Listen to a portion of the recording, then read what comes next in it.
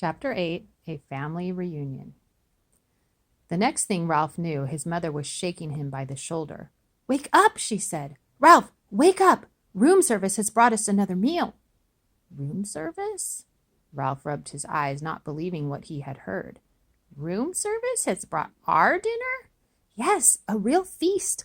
A whole blueberry muffin and a chocolate chip cookie," said Ralph's mother. "Get up, we're having a family reunion." It all came back to Ralph. "Oh, room service," he said, understanding at last. "You mean the boy, Keith." "He is room service to me." Ralph's mother sounded happy and carefree. Ralph sat up. Already his aunts and uncles and many squeaky cousins were arriving by the secret paths in the space between the walls. It was a long time since anyone had had enough food for a family reunion, and there was rejoicing in the mouse nest for everyone but Ralph. He was thinking of the motorcycle he had lost and the promise he had broken. He had a dull, heavy feeling in the pit of his stomach, and he did not feel like celebrating.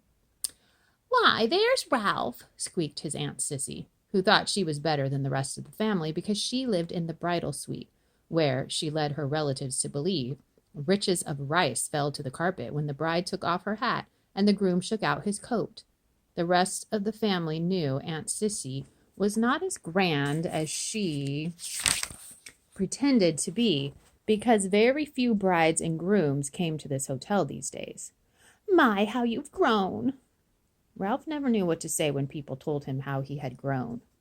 "Well, well, if it isn't Ralph," said Uncle Lester, who had a nest inside the wall of the housekeeper's office where the maids dropped donut crumbs every morning at 10 o'clock when they had their coffee. "What's this I hear about you riding up and down the halls in a motorcycle?"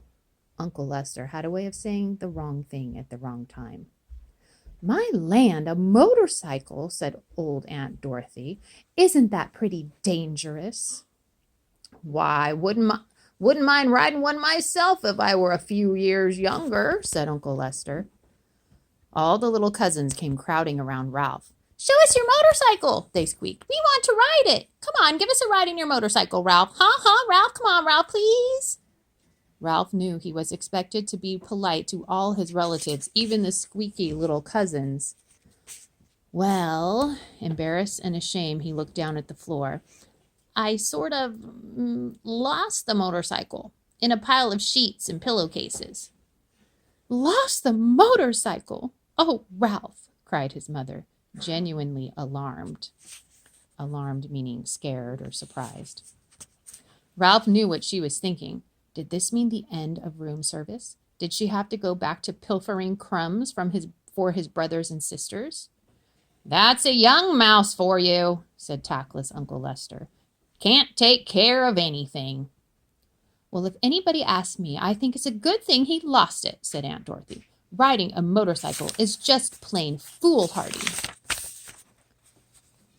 All the little cousins looked disappointed and sulky. "I don't think he ever even had a motorcycle," said one. "I bet he just made it up," said another, and the rest agreed. Ralph felt terrible. The family reunion swirled on around him. The muffin and cookie were divided. Cousins fought over the blueberries. Uncles, usually overweight uncles, asked for second helpings. Everyone talked at once. The little cousins finished their dinner and went racing around the mouse nest. The aunts and uncles raised their voices to be heard above the racket their children made. Suddenly there came from the knothole a noise that drowned out the squeaks and squeals of young mice at play. "Shh!" Not a mouse moved. They looked at one another, too terrified to speak. "Psst! Hey, Ralph, come on out," whispered Keith at the entrance to the mouse nest. Ralph's mother gave him a little shove, but no one spoke. With heavy feet, Ralph walked to the knothole, but he did not go into room 215. "What do you want?" he asked. "You and your family better be quiet in there, or my mother will hear you. You know how she is about mice," Keith said. "I don't know why people say things are as quiet as mice. You sound like a pretty noisy bunch to me." Behind Ralph, his relatives began to tiptoe quietly away to their own homes, leaving his mother to do all the cleanup. "Did you have a nice picnic?" Ralph asked, dreading what he must tell the boy. Yes, we saw an old mining town with a real jail with bars in the windows. Keith reached into his pocket and pulled out something curved and hard and white with a rubber band fastened to it with a piece of Scotch tape. I brought you a present, he said. Come on out. Puzzled and curious, Ralph squeezed through the knothole. What is it? He asked. Whatever the object was, he had never seen anything like it. Half a ping-pong ball I found down in the game room, said Keith. See? I patted the inside with thistledown and anchored the rubber band to the top with Scotch tape. What for? Ralph still did not understand. A crash helmet for you. Keith set the half of the ping-pong ball in Ralph's head and slipped the rubber band carefully around his whiskers until it rested under his chin. There, that's just right. You need it big so there will be plenty of room for your ears. When you ride a motorcycle, you need a crash helmet. Picture. Ralph peered at Keith from under his new crash helmet, which rested lightly on his head. He knew he looked every inch a motorcycle racer, but never in his whole life had he felt so ashamed. Now, ashamed meaning embarrassed. Why is he so embarrassed? What happened in the story? He longed to crawl off into the hole and never face Keith again, but his conscience, which until now he did not know he had, would not let him. There was nothing to do but stand there in his fine new crash helmet and confess. You might as well know, he told Keith. I lost the motorcycle. Lost the motorcycle? Keith, who had been kneeling, sat back on his heels. But how? Well, I rode it by mistake into a pillowcase in a heap of linen on the floor, and it got dumped into the laundry hamper, confessed Ralph.